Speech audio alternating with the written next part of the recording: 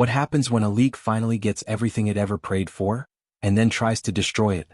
It sounds insane, but that is exactly what's happening to Caitlin Clark in the WNBA. From backroom rage to on-court sabotage, the establishment is fumbling the greatest success story in sports history. Here is why the WNBA is currently committing organizational suicide. Let me pose a question that should haunt your sleep tonight. What occurs when a professional league finally receives every blessing it ever sought, only to systematically attempt its destruction? We are currently witnessing this exact tragedy within the WNBA. This isn't hyperbole, it is a clinical diagnosis. Caitlin Clark entered this organization carrying the immense weight of a billion-dollar destiny. She delivered the lenses. She secured the blue-chip sponsors. She converted millions of casual observers who had ignored the WNBA for decades. She accomplished what 28 years of expensive marketing, celebrity advocacy, and desperate pleas for cultural relevance never could. She compelled people to care. How did the establishment respond? Not with gratitude. Not with a commemorative celebration. Not with a parade of appreciation. No. According to Stephen A. Smith, one of the most entrenched, fearless voices in global sports media, the reaction from the hierarchy has been something far more sinister, revealing, and hazardous for the sport's longevity. Consider that new Caitlin Clark commercial dominating the airwaves. You have seen it. The production is flawless. The message is visceral. The magnetism is undeniable. This is not some localized dealership spot or a regional placement. This is high-stakes, national A-list branding that frames Caitlin Clark exactly where she belongs, as a cultural icon larger than basketball. That reality is precisely what is triggering chaos behind closed doors. Stephen A. Smith did not hesitate. He declared it on national television, validating the whispers that have circulated for months. The WNBA's old guard, including segments of the league office, is not applauding Caitlin's commercial supremacy. They are threatened by it. Now let me be unequivocally clear. This is not about manufactured division. This is not about inciting player rivalries or undermining a league that needs stability. This is about exposing the truth, because only the truth can salvage what is currently fractured. And something is profoundly fractured. Caitlin Clark secured a Nike partnership worth a reported $28 million over 8 years. That stands as the most lucrative footwear contract in women's basketball history. Period. End of discussion. She has State Farm. She has Gatorade. She has Wilson. She has Xfinity. That portfolio expands daily because every brand recognizes one fact. She shifts the cultural needle like no predecessor. The 2024 WNBA season witnessed a ratings explosion.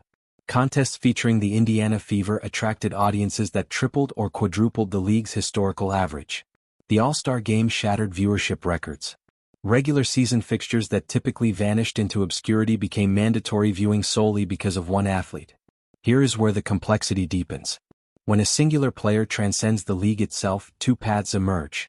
You can embrace that supernova, innovate around her, and utilize a rising tide to elevate every vessel in the port. That is the intelligent business maneuver. That is how the NBA handled Michael Jordan, LeBron James, and Stephen Curry. Or you can choose the path the WNBA seemingly prefers: resentment. Stephen A. Smith has sounded this alarm for months following the Chindi Carter incident. He went on air, lambasting the league for failing to safeguard its premier asset. He was relentless. He stated the WNBA was squandering its moment. He noted the jealousy was palpable. He argued the establishment cared more about protecting ancient hierarchies than constructing a modern dynasty. But his revelations regarding the reaction to Caitlin's latest commercial elevate this crisis to a new tier. We are no longer discussing on-court friction. We aren't just debating hard fouls or competitive banter. We are talking about the commissioner's office. We are discussing the very architects supposed to navigate this ship toward prosperity, who instead view their greatest asset with suspicion rather than pride. This demands a question every WNBA supporter must ask. If the league itself resents Caitlin Clark's success, then who is actually steering this ship? And what is their true objective? The answer is chilling. Let us rewind. To comprehend the magnitude of this moment, you must understand the WNBA's 30-year struggle. Born in 1996, the league spent decades treated like professional sports' neglected stepchild. Underfunded, undermarketed, and dismissed. Athletes earned salaries so meager that elite Olympians were forced to play in Russia or Turkey during the off-season just to survive. We are talking about world-class champions flying to Siberia to supplement incomes that wouldn't cover a mortgage in most American cities. The average salary as recently as 2020 hovered around $130,000. Contrast that with the NBA's $9 million average. The disparity was staggering, and for years, leadership blamed one factor: lack of viewership. That wasn't entirely false. For years, WNBA broadcasts struggled to hit 500,000 viewers. Some games barely reached six figures. The finals, the pinnacle of the sport, often drew fewer eyes than a random midweek college football game between unranked schools. Sponsors stayed away. Networks deprioritized coverage. The cultural dialogue was trapped in an exhausting loop. When will women's basketball finally arrive? Every year the same rhetoric surfaced. The league needs a star. It needs a rivalry. It needs a definitive moment to seize the public imagination. They waited 30 years. Then Caitlin Clark happened. Not gradually, not through slow institutional building. She arrived like a supernova that demanded global attention. At Iowa, she became the greatest scorer in NCAA Division I history. Not just the women's record, the record, period. She eclipsed Pete Maravich. She shattered Kelsey Plum's mark by an astronomical margin, finishing with 3,951 points. She did it with a flair that made broadcasts look like video game simulations. The logo threes, the cross-court vision, the audacity that left defenders stranded. She became appointment television, in an era where that concept had nearly vanished. The metrics confirmed the hype. The 2024 NCAA Women's Final drew 18.9 million viewers. That was the most watched basketball game, pro or college, men's or women's, since 2019. It nearly doubled the men's championship viewership that year. Let that sink in. A women's collegiate game outdrew the men's national title.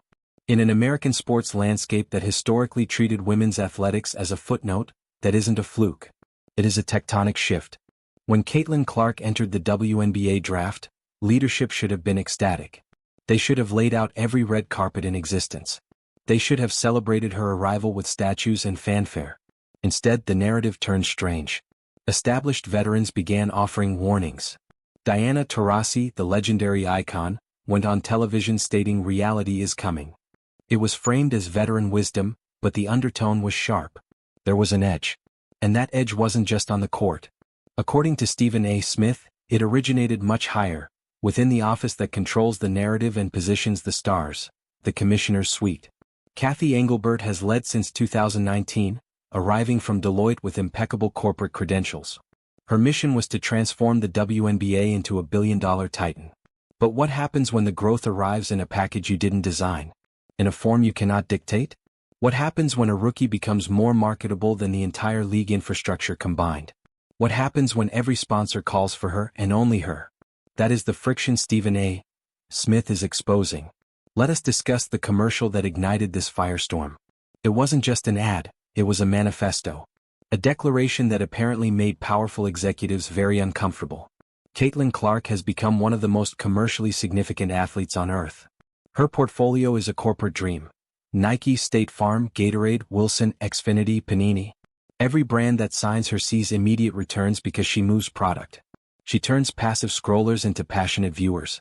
Her State Farm ads with Chris Paul introduced her to audiences who never knew the WNBA existed.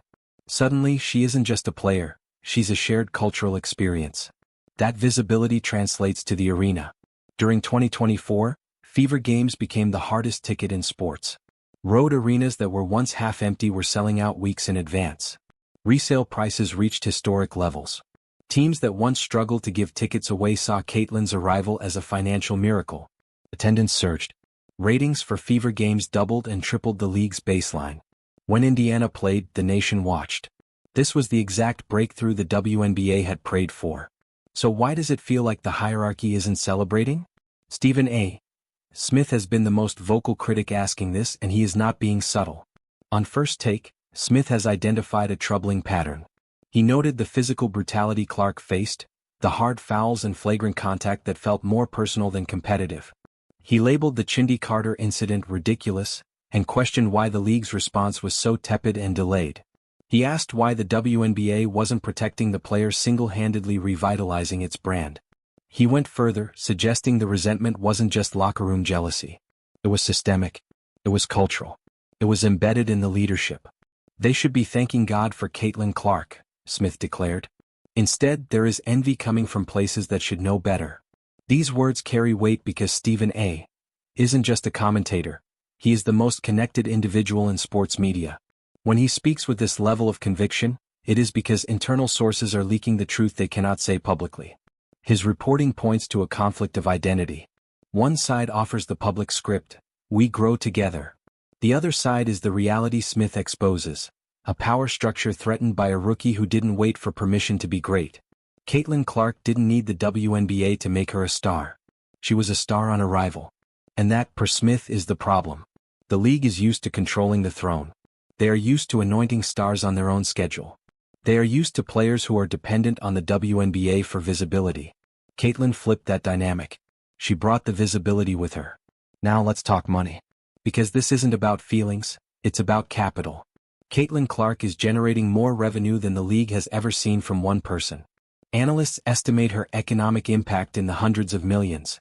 In 2024, the Indiana Fever became the most valuable franchise in the sport overnight. Not because of coaching or management but because of one player. Road teams were charging premium prices and secondary markets exploded. One report estimated that Fever road games generated an additional $2 million per game in ticket revenue. Across a season, that is tens of millions flowing into the pockets of other owners. Caitlin Clark was making her rivals rich. Her jersey became the bestseller in league history within weeks. She outsold every legend and champion who came before her. The television ratings were even more undeniable. WNBA rights are negotiated on eyes. In 2024, Fever games drew audiences 2 to 3 times larger than other matchups. Some primetime games hit 2 million viewers, figures that were impossible 2 years ago. Overall ratings jumped 170%. While not all of it is one person, the correlation is absolute. Advertisers noticed. The 2025 media rights deal with Disney, Amazon, and NBC is worth $200 million annually, a 125% increase. Analysts admit Caitlin's impact was the primary driver of that value. She raised the entire league's net worth. Logically, the WNBA should be building monuments to her. Commissioner Engelbert should be sending weekly letters of gratitude. The league office should be her fiercest defender. But Smith reports friction, resistance, an inability to accept that one player can matter this much. When a league cannot celebrate its greatest success, the culture is broken.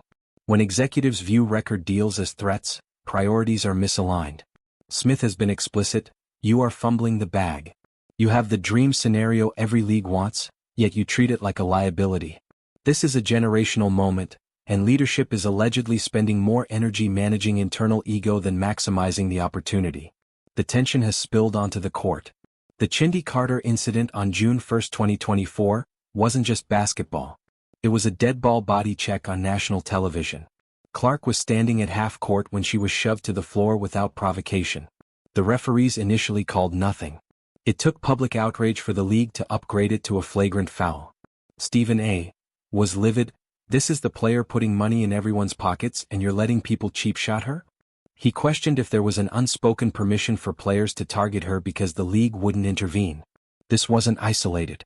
Hard screens that looked like football blocks and constant off-ball contact became the norm. Some say this is just welcome to the pros. Smith disagrees. He sees a rookie treated as an enemy by the institution that should be her partner. If this resentment is systemic, the failure to protect her isn't incompetence. It is intentional indifference. Smith says the WNBA isn't sure it wants her to thrive. The roots of this go back 30 years. For decades, the WNBA had a hierarchy. You pay your dues.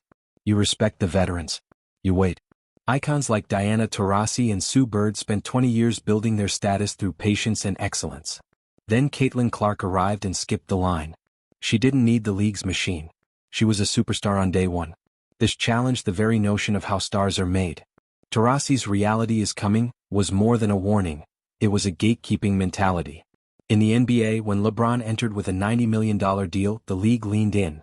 They didn't try to contain him, they marketed him as the future. The WNBA is doing the opposite. Smith points to the commissioner's ambivalence, the slow foul reviews, the lack of marketing focus on the driver of interest. This creates a question for Engelbert: how much of this growth is her strategy and how much is just Caitlin Clark? That perception creates friction at the top. Smith believes ego is blinding the decision-makers. The NBA's blueprint with Jordan is clear. Don't fight the supernova, fuel it. Jordan didn't just sell jerseys, he sold the sport to the world. Caitlin is doing the same, and the WNBA is ignoring the playbook. This is complicated by the league's history of struggle. Veterans sacrificed for years in empty arenas. Now a rookie eclipses them instantly. It's an emotional landscape that requires expert leadership to navigate. You can honor the past while embracing the future. But leadership is letting resentment fester. The commercial that enraged the office is just a symptom of a player whose brand exists outside their control. What happens if this continues? Scenario 1. Caitlin Clark gets frustrated and looks elsewhere. She could prioritize international play or focus solely on her brand outside the WNBA. If she treats the league as secondary, the house of cards collapses. Scenario 2. The narrative becomes, the WNBA is sabotaging Caitlin Clark. That is a marketing nightmare that feeds every negative stereotype about women's sports. Scenario 3. Future stars see this and choose not to prioritize a league that resents excellence. The talent pipeline could dry up as players view the WNBA as a hurdle rather than a destination. This is what fumbling the bag looks like. It's not just today's money, it's the next 20 years. They are mortgaging the future to protect the ego of the present. There is a disconnect between public praise and private sentiment. Actions like the slow response to the June 1st incident speak louder than press releases. Veterans like Aya Wilson have handled this with grace, but not everyone has. This is Engelbert's moment to lead and purge the resentment. This is a battle for the soul of the sport. The old guard versus the future. One side wants control of the narrative they built, the other side wants to compete and grow. Caitlin Clark doesn't owe the league her patience. She has already given them the gift of relevance. The WNBA can ride this wave or drown fighting it. Smith sees it clearly. They are choosing to drown. They can choose growth over ego or watch their billion-dollar future become a billion-dollar mistake. The problem is identified. The solution is obvious. They just need to get out of their own way and let the superstar shine. Caitlin Clark is transforming the game. The only question is whether the WNBA is smart enough to say thank you or proud enough to say goodbye to the greatest opportunity they'll ever have.